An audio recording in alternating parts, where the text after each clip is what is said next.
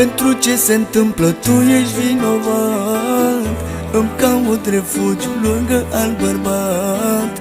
Ca bărbat greșești și de 10 ori, dar asta nu înseamnă că poți să te însori. Știi că te-am iertat la prima greșeală, acum te însori pentru a doua oară. Pentru ce să sufăr, nu am nicio vină.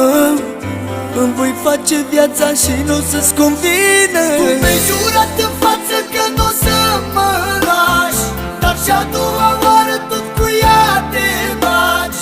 Să nu vii la mine niciodată în viață, că atunci al bărbat o să-ți râd în față. Tu mi-ai jurat în față că nu o să mă lași, dar și a doua oară tot cu ea te bagi.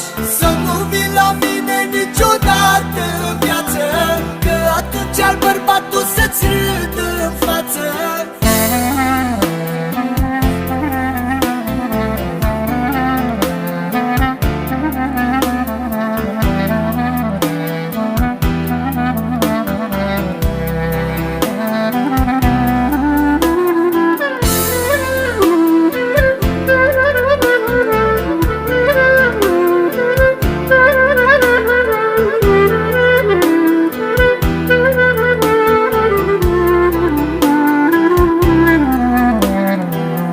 Doar un singur lucru să înțeleg mi-e greu, ce are ea în plus și n-am avut și eu.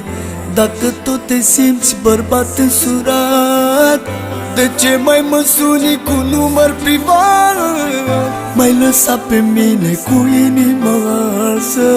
Nu îmi părea rău, dar fi fost frumoasă când îți spune